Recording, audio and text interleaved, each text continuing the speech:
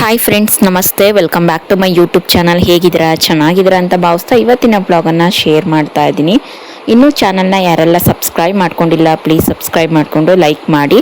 ಹಾಗೆಯೇ ನಿಮ್ಮ friends and family ಮೆಂಬರ್ಸ್ಗೂ ಕೂಡ ಶೇರ್ ಮಾಡಿ, ಅವರು ಕೂಡ ನೋಡಿ ಚಾನಲ್ಗೆ ಸಪೋರ್ಟ್ ಮಾಡಲಿ ಅಂತ ಕೇಳ್ತಾ ಬನ್ನಿ ಬ್ಲಾಗನ್ನು ಸ್ಟಾರ್ಟ್ ಮಾಡ್ತಾ ಇದ್ದೀನಿ. ಇವತ್ತಿನ ಬ್ಲಾಗಲ್ಲಿ ಫಸ್ಟ್ ಡೇ ಸ್ಕೂಲು ಅಂತ ಹೇಳಿದ್ನಲ್ವಾ, ಸೊ ಹಾಗಾಗಿ ಇಂದಿನ ಬ್ಲಾಗಿಂದೇ ಕಂಟಿನ್ಯೂಷನ್ ಬ್ಲಾಗನ್ನು ನಾನು ನಿಮಗೆ ಶೇರ್ ಮಾಡ್ತಾ ಇರೋವಂಥದ್ದು. ಇದು ಬಂದು ಸ್ಕೂಲು. ಇಲ್ಲಿ ನಿಮಗೆ ಈಡಿಗರ ಕಾಲೋನಿ ಅರಸೀಕೆರೆಯಲ್ಲಿ ಸಿಗುತ್ತೆ. ಯಾರೆಲ್ಲ ಅರಸೀಕೆರೆಯವ್ರು ಆಗಿದ್ದೀರಾ, ತುಂಬ ಚೀಪೆಸ್ಟು ಅಂದರೆ ಮಿಡಲ್ ಕ್ಲಾಸ್ ಫ್ಯಾಮಿಲಿ ಅವ್ರಿಗೆ ತುಂಬಾ ಅನುಕೂಲ ಆಗುವಂತಹ ಇದು ಸ್ಕೂಲು ಆಗಿರುತ್ತೆ. ಬೇರೆ ಕಡೆ ಸ್ಕೂಲ್ಗಳಿಗೆ ನಾವು ಹೋಲಿಸ್ಕೊಂಡ್ರೆ ಇದು ತುಂಬಾ ಚೆನ್ನಾಗಿದೆ. ಮತ್ತು CBSE ಸಿಲೆಬಸ್ಸು ಕೂಡ ಇದರಲ್ಲಿ ಅಟ್ಯಾಚ್ ಆಗಿದೆ. ಸೊ ಹಾಗಾಗಿ ಒಂದ್ಸಲ ವಿಸಿಟ್ ಮಾಡಿ ನೋಡಿ. ಅರಸೀಕೆರೆ ಈಡಿಗರು ಕಾಲೋನಿ ರೇಣುಕಾಂಬ ಅಂತ ಇಂಗ್ಲೀಷ್ ಸ್ಕೂಲ್ ಅಂತ ಇದೆ. ಸೊ ಹಾಗಾಗಿ ಒಂದ್ಸಲ ವಿಸಿಟ್ ಮಾಡ್ಬೋದು. ನಮ್ಮ ಹುಡುಗರು ಕೂಡ ಅಲ್ಲೇ ಹಾಕಿರೋವಂಥದ್ದು. ಆಮೇಲೆ ಮತ್ತು ಎಜುಕೇಷನು ಕೂಡ ಇದೆ, ಚೆನ್ನಾಗಿದೆ. 100% ರಿಸಲ್ಟ್ ಕೂಡ ಇದೆ. ಅಂದರೆ M1 ಸ್ಟಾರ್ಟ್ ಆದರೆ 8th ಸ್ಟ್ಯಾಂಡರ್ಡ್ವರೆಗೂ ಇನ್ನೂ ಇದೆ.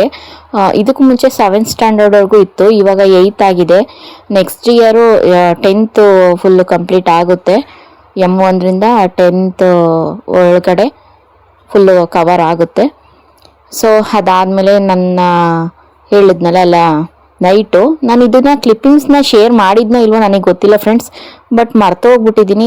ತುಂಬ ದಿನ ವೀಡಿಯೋಸ್ಗಳನ್ನ ಇಟ್ಕೊಂಡ್ರೆ ಕನ್ಫ್ಯೂಸ್ ಆಗುತ್ತೆ. ಸೊ ನಾನು ಅವತ್ತು ನೈಟು ಸಿಕ್ಕಾಪಟ್ಟೆ ಮಳೆ ಬಂತು. ಮಳೆ ಅಂತ ಅಂದರೆ ಯಾವ ರೀತಿ ಅಂದರೆ 10:15 ಆಗಿತ್ತು. ಹಸುನು ಒಳಗಡೆ ಕಟ್ಟಿರಲಿಲ್ಲ, ಹಾಗೆ ಕುತ್ಕೊಂಡು ಅಲ್ಲೇ ನಿದ್ದೆ ಹೋಗಿದ್ದೀನಿ ತೊಡೆ ಮೇಲೆ ತಟ್ಟೆ ಇಟ್ಕೊಂಡು. ಆವಾಗ ಏನಾಯಿತು ಅಂದರೆ ಸಡನ್ನಾಗಿ ಗುಡುಗು ಮಳೆ ಸೌಂಡು ಎಲ್ಲ ಬಂದ್ಬಿಡ್ತು.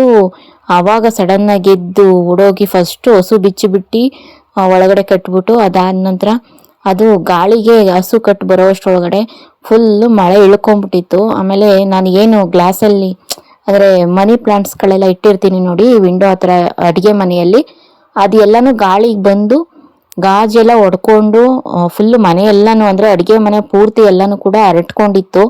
ಗಾಜು ಬಿದ್ದರೆ ಹಿಂಗೆ ಚೂರು ಎಲ್ಲನೂ ಹರಟ್ಕೊಳ್ಳುತ್ತೋ ಸೇಮ್ ಹಂಗೇನೆ ನನಗೂ ಗೊತ್ತಾಗ್ದಲೆ ಕಾಲಿಟ್ಟೆ. ಚೂರು ಇರೋವೆಲ್ಲನೂ ಕಾಲಿಗೆ ಚುಚ್ಕೊಂಡು ಅದನ್ನು ಎಷ್ಟು ಅಂತ ತೆಗಿಯೋಕ್ಕಾಗುತ್ತೆ ಅಲ್ವಾ. ಒಂದು ಕಾಲಿಗೆ ಪೂರ್ತಿ ಚೂರು ಗಾಜುಗಳೆಲ್ಲ ಚುಚ್ಕೊಂಡ್ಬಿಟ್ಟಿದ್ದು ನೋಡಿ. ಇಲ್ಲಿಂದ ಮಳೆ ಎಲ್ಲನೂ ಬರ್ತಾ ಇದೆ ಕಿಟಕಿಯಿಂದನೂ. ಟೈಮ್ ನೋಡ್ತಾ ಇರ್ಬೋದು ಎಷ್ಟೊತ್ತಾಗಿದೆ ಅಂತ. ಎಲ್ಲ ಅಚ್ಚುಕಟ್ಟಾಗಿ ಕ್ಲೀನ್ ಮಾಡಿ ಮಲ್ಕೋಬೇಕು ಅಂತ ಅಂದ್ಬಿಟ್ಟು ಎಲ್ಲ ಒಂದು ಕಡೆಯಿಂದ ಕವರ್ ಮಾಡಿಕೊಂಡು ಬರ್ತಾ ಇದ್ದೆ. ಟೈಮ್ ಆಗೋಗಿತ್ತು ಆಲ್ರೆಡಿ. ಇನ್ನು ಹೊರಗಡೆ ನೋಡಿದಾಗ ಆಲ್ರೆಡಿ ಕರೆಂಟ್ ಎಲ್ಲನೂ ಕೂಡ ತೆಗ್ದಿದ್ರು. ಇಷ್ಟೊಂದು ಮಳೆ ಗಾಳಿ ಅಂತ ಅಂದಮೇಲೆ ಮರಗಳಂತೂ ಬಿದ್ದೇ ಬೀಳ್ತವೆ. ಸೊ ಹಾಗಾಗಿ ಏನಾಗುತ್ತೆ ಅಂತ ಅಂದರೆ ಕರೆಂಟ್ ಬೇಗ ತೆಗೆದುಬಿಡ್ತಾರೆ. ಈ ಊರಲ್ಲಂತೂ ನಿಜವಾಗ್ಲೂ ಬೇಗ ಇನ್ನೂ ಮಳೆ ಸ್ಟಾರ್ಟ್ ಆಗೋದೇ ತಡ, ಬೇಗ ಲೈನ್ ಆಫ್ ಮಾಡಿಬಿಡ್ತಾರೆ. ಅಂದರೆ ಲೈನ್ಗಳ ಮೇಲೆ ಮತ್ತೆ ಮರ ಗಿಡಗಳು ಏನಾದರೂ ಬಿದ್ದರೆ ಕೊಂಬೆಗಳು ಸುಮ್ಮನೆ ಪ್ರಾಬ್ಲಮ್ಮು ಅಂತ ಮುಂಚೆನೇ ತೆಗೆದುಬಿಡ್ತಾರೆ. ಸೊ ಅದಾದಮೇಲೆ ಇನ್ನು ನೆಕ್ಸ್ಟ್ ಡೇ ನಾನು ಹೇಳಿದ್ನಲ್ಲ ಇಬ್ರು ಸೇರಿಸ್ತಾ ಇದ್ದೀನಿ ಅಂತ, ಚೋಟನು ಕೂಡ ಸೆಕೆಂಡ್ ಡೇವನ್ನ ಸೇರಿಸಿ ಫಸ್ಟ್ ಡೇ ಸ್ಕೂಲು ಅಂತ ಅಲ್ಲೊಂದು ಸ್ವಲ್ಪ ಕ್ಲಿಪ್ಪಿಂಗ್ಸ್ನ ತಗೊಂಡೆ ಅವಂದುವ. ಅದಾದ ನಂತರ ನಾನು ಇಲ್ಲಿ ಚೆಲ್ಲಾಪುರದ ಹತ್ರ ಫಿಲ್ಟ್ರ್ ನೀರು ನಾವು ಯಾವಾಗಲೂ ತರೋದು. ಈ ಕಡೆ ಸುತ್ತಮುತ್ತ ಈ ಕಡೆ ಕೆಲ್ಲಂಗೆರೆಲ್ಲೂ ಕೂಡ ಇದೆ, ಈ ಕಡೆ ಚೆಲ್ಲಾಪುರದಲ್ಲೂ ಕೂಡ ಇದೆ.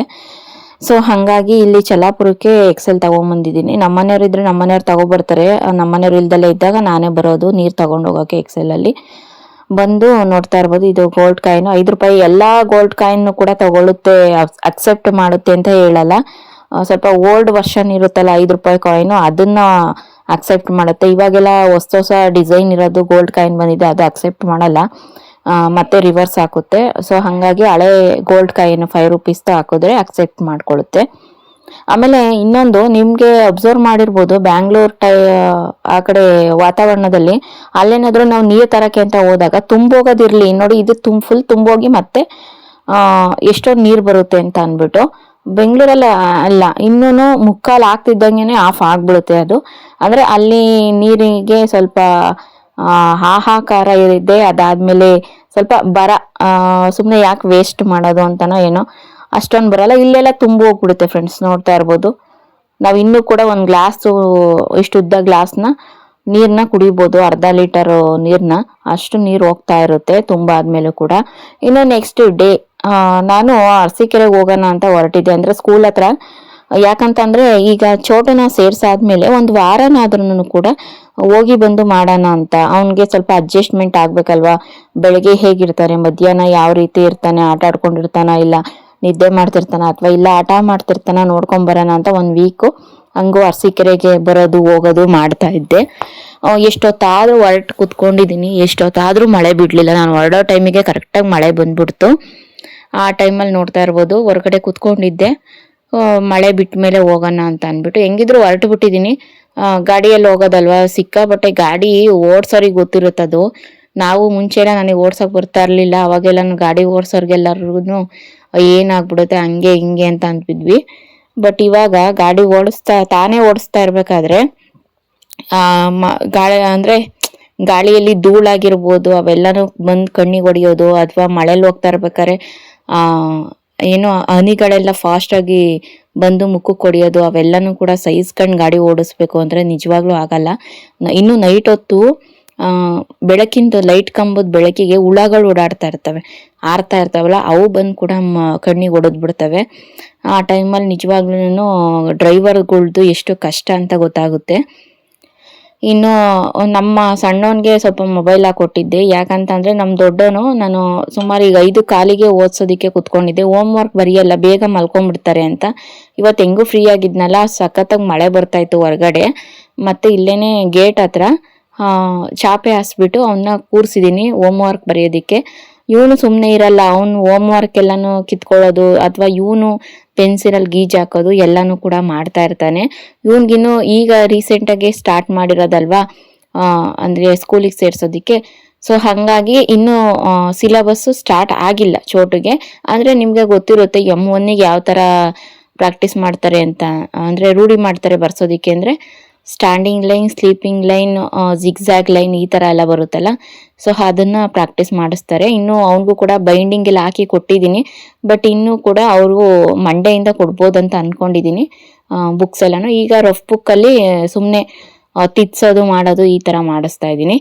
ಈಗ ಅವನು ಕೂಡ ನೋಡಿ ಬರಿತಾ ಇದ್ದಾನೆ. ಸ್ವಲ್ಪ ಹೊತ್ತು ಅವ್ನು ಬರೆದು ಮುಗಿಸೋವರೆಗೂ ಇನ್ನೊಂದು ಪೇಜು ಮೊಬೈಲ್ ಹಾಕಿ ಕೊಟ್ಟಿದ್ದೀನಿ ಇವನಿಗೆ. ಅಂದ್ರೆ ಇವಾಗ ಮಳೆ ಬರ್ತಾ ಇದ್ರು ಕರೆಂಟ್ ಇದ್ರೆ ಸಾಕು, ವೈಫೈ ಕನೆಕ್ಟ್ ಆಗುತ್ತೆ ನನಗೆ. ಇವತ್ತು ಅರಸೀಕೆರೆಗೆ ಹೋಗಿದ್ನಲ್ಲ, ಅವನ್ನ ನೋಡ್ಕೊಂಡ್ ಬರೋಣ ಅಂತ. ಅದಾದ್ಮೇಲೆ ಸ್ವಲ್ಪ ಎಣ್ಣೆ ಇರಲಿಲ್ಲ, ಎಣ್ಣೆನ ತಗೊಂಡ್ಬಂದೆ. ಅಡಿಗೆ ಎಣ್ಣೆ ಆದಷ್ಟು ಬೇಗ ಖಾಲಿ ಆಗ್ಬಿಡುತ್ತೆ. ನಾವು ಅರ್ಧ ಕೆಜಿ 1 ಕೆಜಿ ಎಣ್ಣೆ ತರಬಾರ್ದು, ಅದು ಖಾಲಿ ಆಗೋದೇ ಗೊತ್ತಾಗಲ್ಲ. ಕ್ವಾಂಟಿಟಿ ಸ್ವಲ್ಪ ಕಮ್ಮಿನೇ ಇರುತ್ತೆ. ಸೊ ಹಂಗಾಗಿ ನಾವು ಏನೇ ಇದ್ರೂ 5 ಲೀಟ್ರು ಆಯಿಲ್ ತಂದ್ರೆ ನಮಗೆ ತುಂಬಾ ದಿನ ಬಾಳಿಕೆ ಬರುತ್ತೆ. ಇನ್ನ ಅದನ್ನೇ ಮಾಡ್ಬೇಕಾಗುತ್ತೆ. ಇನ್ನು ನಾನು ಇವತ್ತು ಐಬ್ರೋಸ್ ಮಾಡಿಸ್ಕೊಂಡ್ ಬಂದೆ, ಐಬ್ರೋ. ಸೊ ಹಂಗಾಗಿ ಅದನ್ನ ಯಾವ ರೀತಿ ಮಾಡಿದ್ದಾರೆ, ನಾನು ಒಬ್ರ ಹತ್ರನೇ ಮಾಡ್ಸೋದು ನಾನು. ಇದು ಅಂಬಾ ಕ್ಲಿನಿಕ್ ಅಂತ ಇದೆ, ಅಲ್ಲಿ ಚಲ್ಲಾಪುರದವ್ರೇನೆ ಕ್ಲಿನಿಕ್, ಅಂದ್ರೆ ಸಾರಿ ಬ್ಯೂಟಿ ಪಾರ್ಲರ್ನ ಇಟ್ಟಿದ್ದಾರೆ. ನಾನು ಅಲ್ಲಿಗೆ ಹೋದ್ರೆ ನನಗೆ ಸೆಟ್ ಆಗೋದು. ಇನ್ನ ಎಲ್ಲೂ ನನಗೆ ಮಾಡಿಸಿದ್ರೆ ನನಗೆ ಫೀಲ್ ಆಗಲ್ಲ, ಅಲ್ಲಿ ಮಾತ್ರನೇ ನನಗೆ ಸೆಟ್ ಆಗೋದು. ಕೆಲವೊಬ್ಬೊಬ್ರಿಗೆ ಗೊತ್ತಿರುತ್ತಲ್ಲ, ಒಂದು ಬ್ಲೌಸ್ ಸ್ಟಿಚಿಂಗು, ಡ್ರೆಸ್ ಸ್ಟಿಚಿಂಗ್ ಒಬ್ರ ಹತ್ರ ಮಾಡಿಸಿದ್ರೆ ಅವ್ರ ಹತ್ರನೇ ಸೆಟ್ ಆಗ್ತಾ ಇರುತ್ತೆ, ಬೇರೆ ಯಾರೇ ಸ್ಟಿಚ್ ಮಾಡಿದ್ರು ಅವ್ರಿಗೆ ಕಂಫರ್ಟೇಬಲ್ ಅನ್ಸಲ್ಲ. ಇದೇ ರೀತಿ ನನಗೂ ಕೂಡ ಅಲ್ಲಿ ಐಬ್ರೋ ಮಾಡಿದ್ರೆ ಅಲ್ಲಿ ಕಂಫರ್ಟೇಬಲ್ ಅಂತ ಅನ್ಸುತ್ತೆ. ಇದಾದ್ಮೇಲೆ ನಿಮಗೆ ಗೊತ್ತಿರುತ್ತೆ ಜೂನ್ 5ನೇ ತಾರೀಕು ಅದೊಂದು ಕ್ಲಿಪ್ಪಿಂಗ್ಸ್ ನಾನು ತಗೊಂಡಿದ್ದೀನಿ. ಇದನ್ನ ಡ್ರಾ ಮಾಡೋದಕ್ಕೆ ಒಂದು 2 ಅವರ್ ಟೈಮ್ ತಗೊಂಡೆ ಫ್ರೆಂಡ್ಸ್. ನೈಟು ನೋಡ್ತಾ ಇರ್ಬೋದು, ಇಬ್ರಿಗೂ ಕೂಡ ಏನೋ ಡ್ರಾ ಮಾಡಿದ್ದೀನಿ. ಅಂದ್ರೆ ಗಿಡಗಳು ಕೊಟ್ಟು ಕಳಿಸಿ ಅಂತ ಹೇಳಿದ್ರು ಜೂನ್ 5ನೇ ತಾರೀಕು. ನಾನು ಇವ್ ಮಕ್ಳು ಕೈಲಿ ಚಿಕ್ಕೋರಲ್ವಾ ಇನ್ನೂನು, ಲಂಚ್ ಬ್ಯಾಗು ಎಲ್ಲ ಇಟ್ಕೊಂಡು ವ್ಯಾನ್ ಹತ್ತಿ ವ್ಯಾನ್ ಹಿಡಿಯೋಕೆ, ಮತ್ತೆ ಗಿಡ ಎಲ್ಲ ಎತ್ಕೊಂಡು ಇಳಿಯೋದು ಅದ್ ಬೇಡ, ಸರಿ ಹೋಗಲ್ಲ ಅಂತ ಅನ್ಬಿಟ್ಟು. ಅಂದ್ರೆ ವೆಯ್ಟ್ ಆಗುತ್ತೆ, ಇನ್ನು ಚಿಕ್ಕೋರಲ್ವಾ, ಸ್ವಲ್ಪ ದೊಡ್ಡವರಾಗಿದ್ರೆ ಏನೋ ಇಟ್ಕೊಂಡು ಹೋಗೋರು, ಚಿಕ್ಕೋರಲ್ವಾ ಹಂಗಾಗಿ ಗಿಡಗಳೆಲ್ಲ ಬೇಡ. ಜಸ್ಟ್ ಏನ್ ಮಾಡೋಣ ಅಂತ ಅಂದ್ರೆ ಎನ್ವಿರಾನ್ಮೆಂಟಲ್ಗೆ ಏನ್ ಸಂಬಂಧ ಪಡುತ್ತೆ ಆ ಡ್ರಾನ ಮಾಡ್ಬಿಟ್ಟು ಕೊಟ್ಟು ಕಳ್ಸೋಣ ಅಂತ ಇಬ್ರಿಗೂ ಒಂದೊಂದು ಡ್ರಾ ಮಾಡಿ ಕೊಟ್ಟು ಕಳಿಸ್ತಾ ಇದ್ದೀನಿ. ಹಾಗೇನೆ ವೈಫೈ ಇಂದ ಕನೆಕ್ಷನ್ ಮಾಡ್ಕೊಂಡು ಗೂಗಲಲ್ಲಿ ಅಂದ್ರೆ ಯೂಟ್ಯೂಬಲ್ಲಿ ಒಂದು ಒಳ್ಳೆ ಕಾಮಿಡಿ ಮೂವಿ ಹಾಕೊಂಡು ಡ್ರಾ ಮಾಡಿದ್ದೆ. ಓಕೆ, ಇವತ್ತಿನ ಬ್ಲಾಗು ಎಲ್ಲರಿಗೂ ಕೂಡ ಇಷ್ಟ ಆಗಿದೆ ಅಂತ ಅಂದ್ಬಿಟ್ಟು ಭಾವಿಸ್ತೀನಿ. ಇಷ್ಟ ಆಗಿದ್ರೆ ಪ್ಲೀಸ್ ಒಂದು ಲೈಕ್ ಮಾಡಿ. ಹಾಗೆಯೇ ಚಾನಲ್ನ ಯಾರೆಲ್ಲ ಸಬ್ಸ್ಕ್ರೈಬ್ ಮಾಡ್ಕೊಂಡಿಲ್ಲ ಅಂದರೆ ಪ್ಲೀಸ್ ಸಬ್ಸ್ಕ್ರೈಬ್ ಮಾಡಿಕೊಂಡು ನಿಮ್ಮ ಫ್ರೆಂಡ್ಸ್ ಆ್ಯಂಡ್ ಫ್ಯಾಮಿಲಿ ಮೆಂಬರ್ಸ್ಗೂ ಕೂಡ ಶೇರ್ ಮಾಡಿ. ಸುಮಾರು ಒಂದು 12 ಗಂಟೆ ಆಯಿತು. ಇನ್ನು ಇವತ್ತಿನ ವ್ಲಾಗ್ ಇಷ್ಟೇ.